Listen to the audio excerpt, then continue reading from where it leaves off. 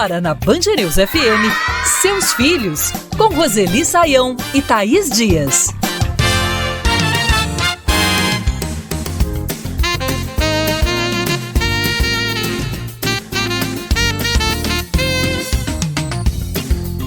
Lição de casa, assunto polêmico. Há quem considere esse tipo de exercício fundamental.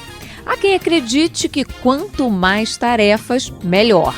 Mas há aqueles que acham que existem excessos e sobrecarga dos alunos. Em alguns casos, até da família, que tenta ajudar na execução dessas lições. Mas há certo e errado? Como chegar a um equilíbrio? Vem com a gente porque esse é o primeiro assunto que vamos tratar aqui no programa Seus Filhos. Eu sou a Thaís Dias e sempre por aqui junto comigo, Roseli Saião. Tudo bem, Roseli? Tudo bem, Thaís.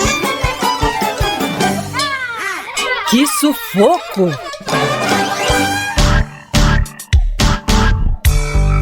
Começamos com um desabafo da Ana Clara, de 15 anos. Eu tenho muita lição de casa, de várias matérias, como português, matemática, química, física. E além de conciliar tudo isso, a gente ainda tem os trabalhos escolares, como o TED Talk, onde a gente tem que gravar um vídeo. A partir desse vídeo, o professor vai dar uma nota boa ou ruim.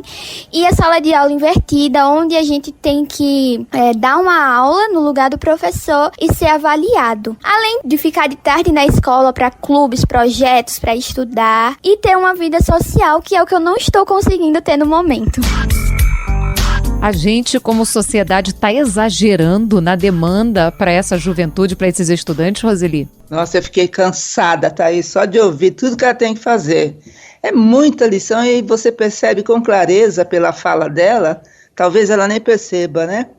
Que o objetivo é a nota e não é tanto o aprendizado. Aprendizado não ocorre quando há estresse, tensão, e é isso que tem sido a lição de casa, não só para os alunos, mas para muitas famílias também, né, Thaís? Exatamente. Aliás, vamos falar sobre isso agora. Eu também quero falar. A Cristiane Jorge tem 2 filhos e diz que, pela quantidade de lições de casa das crianças, ela e o marido precisam se dividir. Eu acredito que as escolas enviam muitas tarefas de casa. A dos meus filhos mesmo tem dias que vem até 8 páginas de tarefa. O dever de casa se tornou um mecanismo de controle para os pais. As escolas enviam essas tarefas como se fosse um reforço obrigatório, uma segunda jornada de estudo. Eu e meu esposo, a gente se divide nas tarefas, já que temos 2 filhos, cada um fica responsável por uma criança. E eu acho que as escolas deveriam entender que as tarefas de casa tomam muito tempo, né? Que esse tempo, tantas crianças quanto os jovens poderiam utilizar para brincar, socializar, se divertir, ao ar livre, fazer outras coisas. Vira uma atividade em família, né, Roseli? Ainda mais dependendo da idade das crianças. Se forem menores, os pais ficam ali numa tutela. E aí eu queria te perguntar 2 coisas. Uma, sobre autonomia. A partir de que idade que a gente simplesmente fala, tem lição, já fez, não fez, e deixa por conta da criança? E também sobre os excessos. É o caso de buscar a escola? É o caso de conversar com a escola. A gente ouviu o depoimento, né, de um casal que com 2 filhos, cada um precisa se dedicar a um por conta da lição de casa. E aí, isso demonstra uma grande desigualdade, porque entre os alunos, né?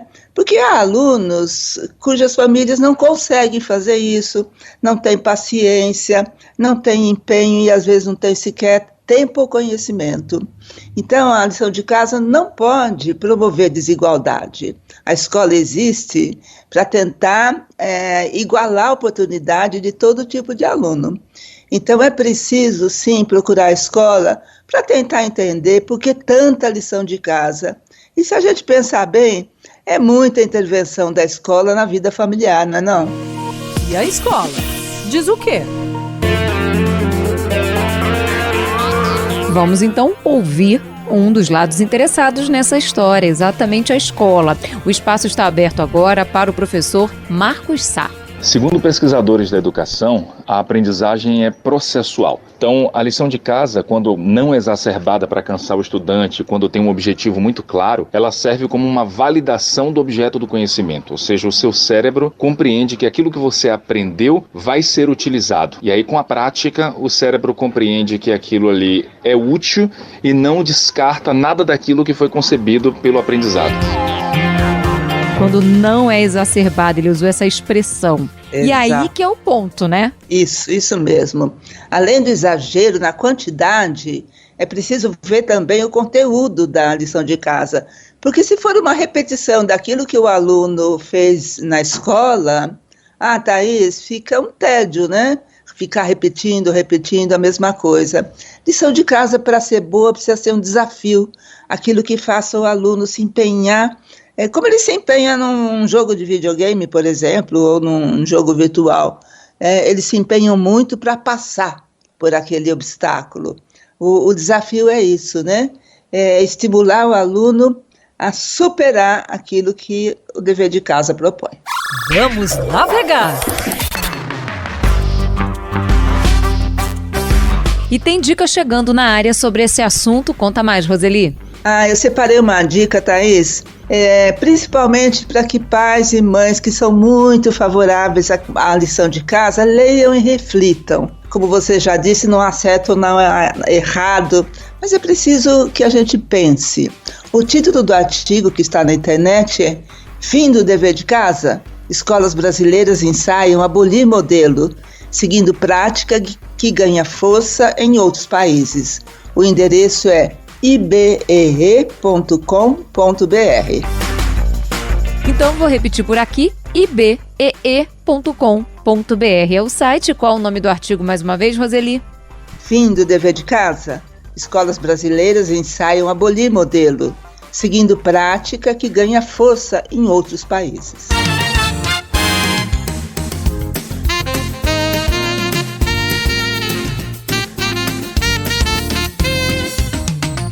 A lição de casa continua sendo nosso assunto aqui no programa Seus Filhos. Na minha opinião.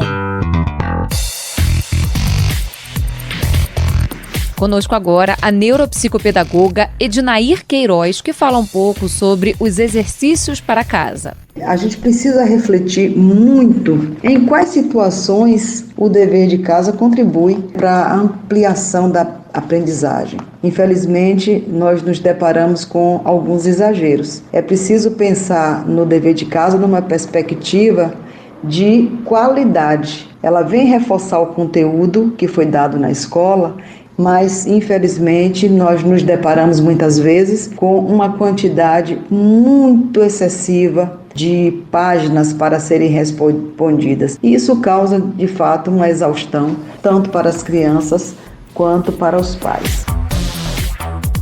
E Roseli, para além disso que a gente está conversando, que a gente ouviu agora aí de Nair, a gente precisa entender, né, que o estudo, nem sempre, principalmente nessa idade, ele está conectado a um prazer. E quando a gente ainda sobrecarrega, quando a gente ainda erra a mão na tinta, esse afastamento, esse desejo de aprender mais pode ficar cada vez mais distante, né? Exatamente, Thaís. Deveríamos estar mais preocupados, tanto as famílias quanto as escolas, em fazer o aluno se empenhar durante o processo escolar, ou seja, enquanto ele está lá na escola com os colegas, porque a gente sabe que o aprendizado coletivo é muito mais efetivo, né? A gente falou de autonomia, mas a autonomia é muito mais para o pensar do que para o fazer. E a aprendizagem promove, né, a autonomia do pensar.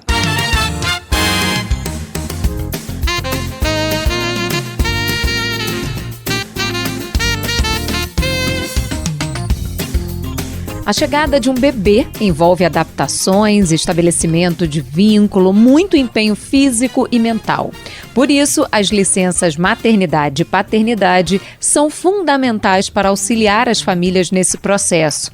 Por aqui no Brasil, a licença maternidade prevê no mínimo 120 dias com salário integral. No caso dos pais, são apenas 5 dias corridos não úteis. Em alguns casos, pode chegar até 15 dias, mas apenas no caso de trabalhadores de organizações que aderiram ao programa Empresa Cidadã. Vamos conversar um pouco mais sobre esse assunto aqui no programa Seus Filhos. Minha Voz. Por aqui, a Emanuele Pereira. Após o parto é um momento muito delicado que a gente passa, então tem a oscilação hormonal, tem um momento de adaptação junto com o bebê. Ter a licença maternidade é uma segurança maior para a mulher passar esse momento tão delicado de uma forma menos conturbada. E além disso, eu acredito também que essa segurança gerada faz com que também essa mãe ela tenha uma possibilidade maior de criar esse vínculo com o bebê de uma forma mais tranquila, sabendo que essa questão financeira ela está garantida. Roseli, é um momento muito delicado, né? Delicado em todos os sentidos da palavra, que precisa de criação de vínculo, que precisa de empenho físico, mental. E essa licença, ela ajuda a proporcionar exatamente isso. Mas a gente sabe que ainda há uma angústia muito grande quando envolve esse afastamento do trabalho, das obrigações do dia a dia para essas mulheres, porque ficam temerosas exatamente com o momento da volta. É usufruir esses meses, é aproveitar esses momentos? Exato. Nossa sociedade ainda pensa muito contra a mulher, algumas pequenas empresas sem se dar conta disso, né? É preciso que a gente seja mais coerente nas nossas práticas. De um lado, a gente sempre diz que a família é a célula mais importante da sociedade, e, por outro lado, a gente limita a licença maternidade a 120 dias, tem projeto para ir para 180, né? Que seria o ideal, mas ainda é projeto. E ainda tem esse receio que as mulheres sofrem, e com razão, porque há antecedentes, né? De a volta a ser traumática, de não conseguir mais dar conta, de ser demitida, coisa desse tipo. Nós precisamos ser mais coerentes, como eu disse, e apoiar mais, né? De fato e de verdade, as famílias, que começam aí com a licença maternidade e com a licença paternidade também, que é ridículo 5 dias, né? Aliás, esse é o nosso tema agora. Coisas de pai.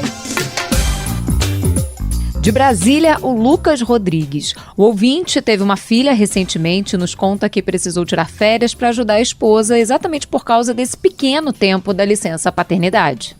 O trabalho de parto da minha esposa, ela teve ruptura do útero, que é um dos 3 casos mais graves dentro da obstetrícia. Com isso, ela está tendo que ter uma atenção muito especial no pós-parto dela. E não tem que ter um repouso absoluto e ela precisa de ajuda. Se eu não pego minhas férias logo em seguida da licença maternidade, seria muito complicado aqui para minha esposa, ao ponto de talvez eu ter que pedir para faltar, pedir uma licença, porque minha esposa precisaria dessa atenção.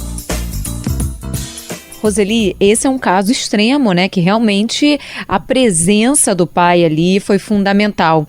Mas no dia a dia também, né? O tempo dessa licença paternidade, que é muito curto, também deveria ser repensado, né, Roseli?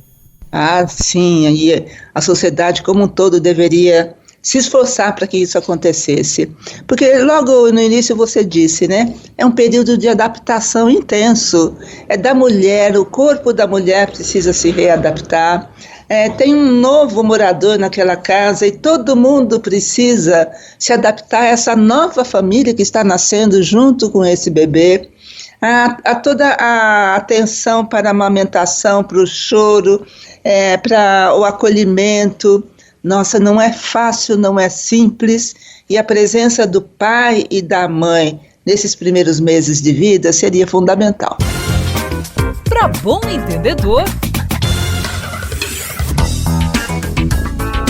Pedro Paulo Caixeta é médico pediatra e reitera a importância desse momento da licença maternidade, da licença paternidade para a construção desse vínculo. Então esse cuidado e esse vínculo, esse contato que os pais têm com o bebê, principalmente no período neonatal, nos primeiros 6 meses, né, no primeiro ano de vida de uma forma geral, é extremamente importante e especial para o desenvolvimento tanto cerebral dessa criança, para o desenvolvimento neuropsicomotor de uma forma geral. Então isso ajuda muito, é fundamental que a criança tenha esse laço de afeto, né? É um momento muito importante para essa criação de vínculo, né? Exato. A gente ouve, principalmente em épocas de eleições, e a gente está se aproximando, né? Muitos políticos, ou quem pretende ser político, falar que é a favor da família. Mas vamos ser mais conscientes e vamos olhar, né? O que os nossos políticos fazem para favorecer a família de fato? Não é só discurso, é prática, né? E as práticas estariam nas políticas públicas. Oferecer uma licença maternidade um pouco mais estendida. Aliás, vale lembrar aqui, num parênteses, Thaís, que todo mundo indica no mínimo 6 meses de amamentação exclusiva, né? Então, nós precisamos de 6 meses de licença maternidade para que isso seja cumprido. Mas vamos ver as políticas públicas se vão mesmo favorecer as famílias brasileiras, que começa por aí, né? Onde nasce um bebê, nasce uma nova família. Vamos navegar! Tem dica na área, Roseli? Tem dica. Você sabe, Thaís, que nós somos um povo que tem poucas informações a respeito dos nossos direitos. É muito recente a preocupação com os direitos. Eu escolhi um artigo que fala exatamente disso, né? Oferece todas as informações necessárias a respeito da licença maternidade e da licença paternidade. O título do artigo é Licença Maternidade e Paternidade. Tudo o que você precisa saber. E o site é lunetas.com.br. Lunetas.com.br é o site e o artigo, Roseli? Licença Maternidade e Paternidade. Tudo o que você precisa saber.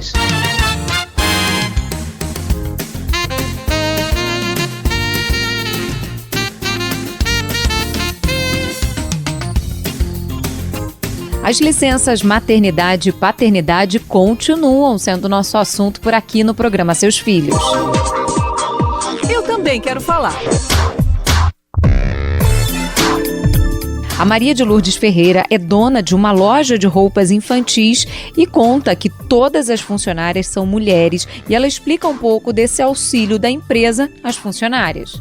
Como a nossa empresa é formada apenas por mulheres, nós implementamos 2 mudanças. A primeira delas foi dar mais tempo para que essas novas mães se dediquem aos seus bebês e se recuperem fisicamente e emocionalmente. E a outra mudança foi um auxílio financeiro dado para aliviar as preocupações com dinheiro nesse período. Essa iniciativa foi muito bem recebida por todas as funcionárias, tanto aquelas que estão grávidas quanto as que ainda não planejam ter filhos. E foi muito perceptível uma melhora de produtividade das funcionárias que estavam grávidas e retornaram ao trabalho. De uma maneira geral, das empresas aos legisladores, é fundamental uma sensibilidade maior sobre esse período, né, Roseli? Muito importante, né, Thaís? Porque veja que interessante, diferentemente do que pensam muitas empresas, a produção da mulher que é funcionária de uma organização e recebe esse auxílio, seja financeiro, seja um tempo maior de licença maternidade, aumenta, né? E isso aí nós temos já vários estudos que apontam isso.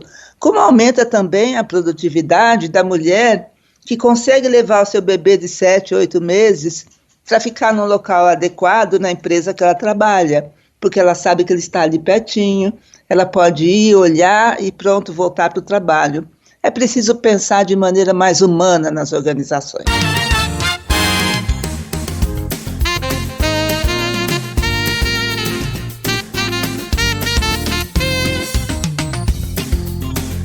Educar não é uma missão fácil e para que aconteça na sua plenitude precisa de parceria.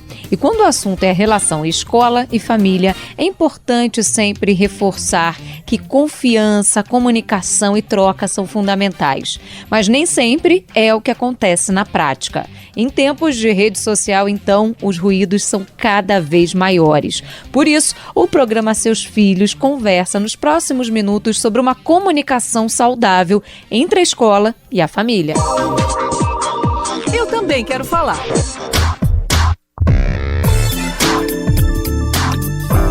Conosco por aqui, o Paulo Henrique, que é pai da Isis, de 9 anos. Acho que de forma positiva eu posso pontuar os avanços digitais. Consigo acompanhar quase que em tempo real as notas da minha filha. Acabou de fazer a prova, com 24, 48 horas eu já tenho o resultado. Eu consigo acompanhar as agendas dela na escola e tudo mais. De forma negativa, eu sinto falta do acompanhamento ali mais próximo, aluno a aluno. Por exemplo, minha filha veio com consequência de notas boas, notas altas. Se as notas caem um pouco, eu sinto falta de uma possível causa. A reunião dos pais está longe de ser eficaz. É uma fila enorme de pais, um tempo reduzido com o professor ali.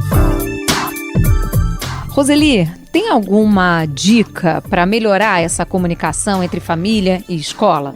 No contexto atual é muito difícil, viu, Thaís, essa comunicação ter boa qualidade, atender os dois lados, porque é uma comunicação a quem comunica e quem recebe a comunicação, e depois a resposta é a mesma coisa, né?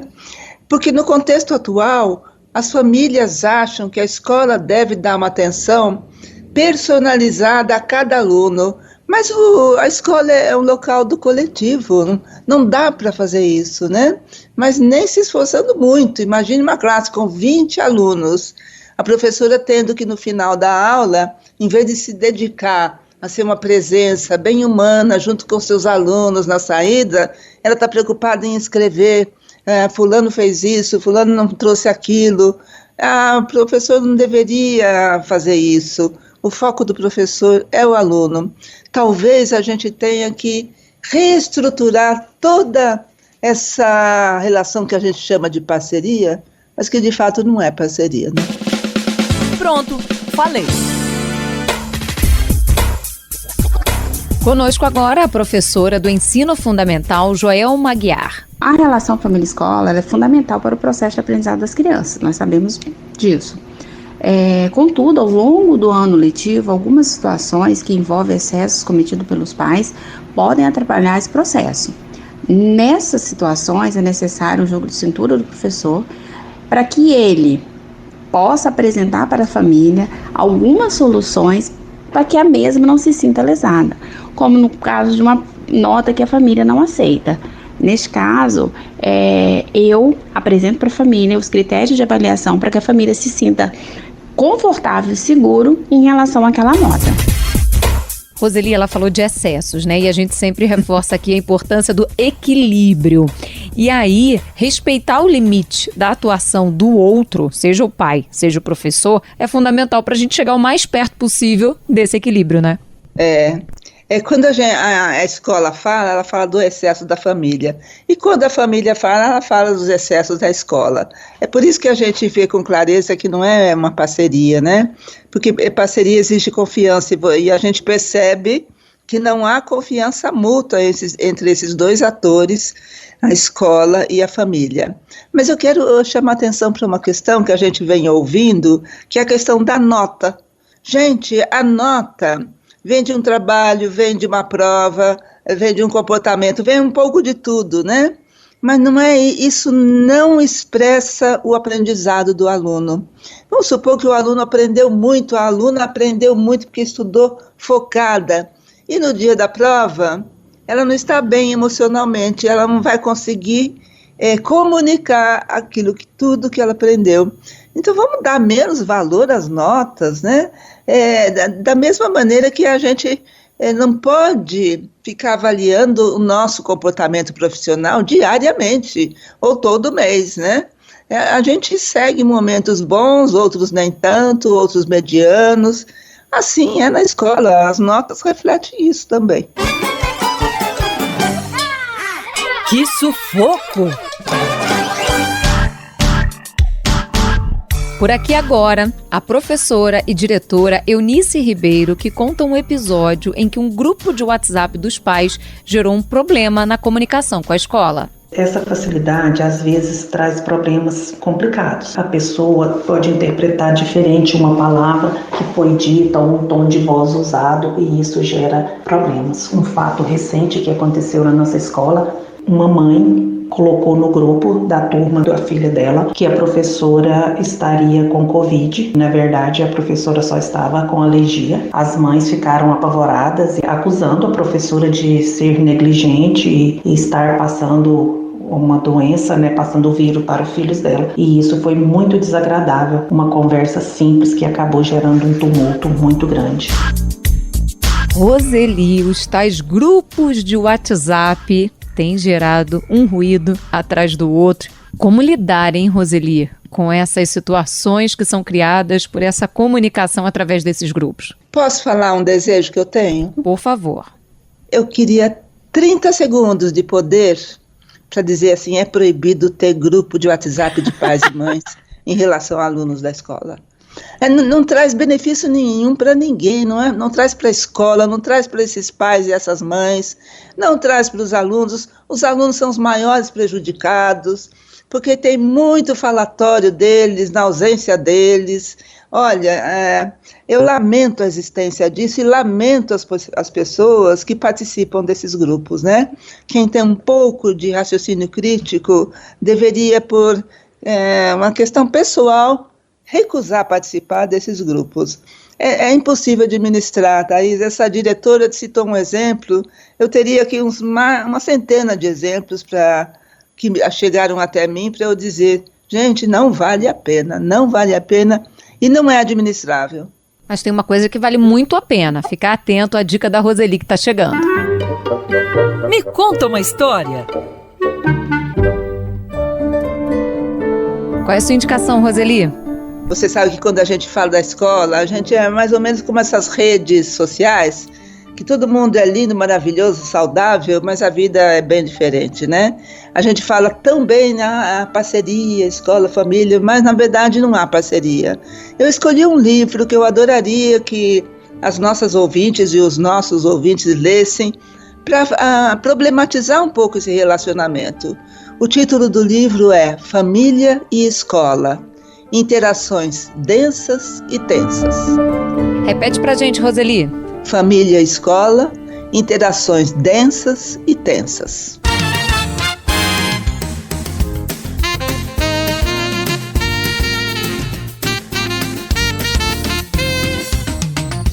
A comunicação, família e escola continua sendo nosso assunto por aqui no programa Seus Filhos. Na minha opinião... Conosco agora a psicopedagoga e mestre em educação, Laura Penha.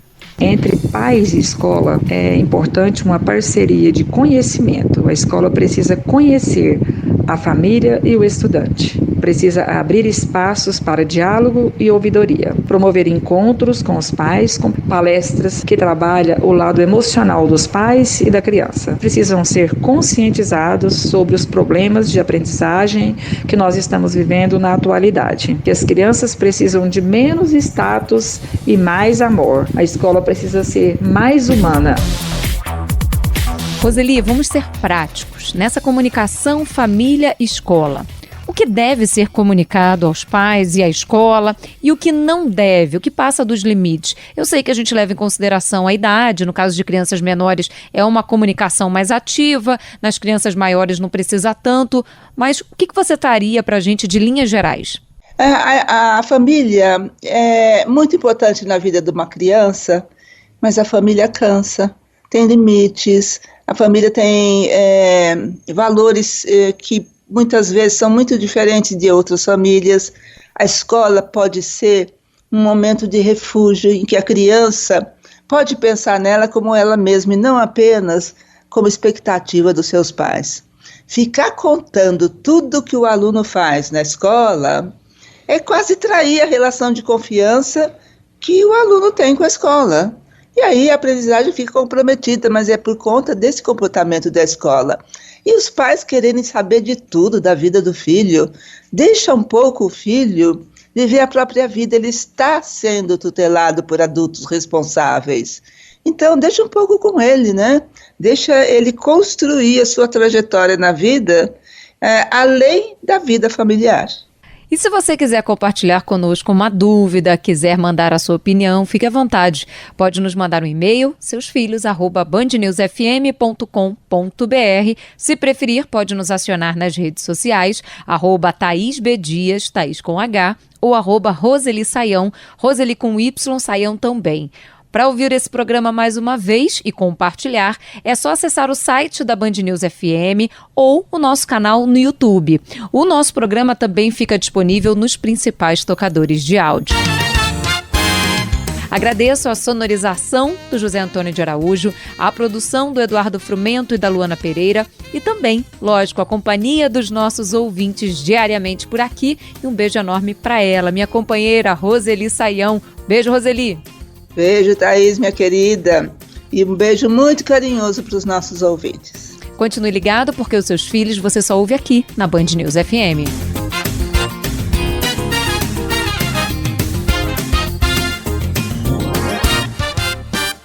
Você ouviu Seus Filhos, na Band News FM.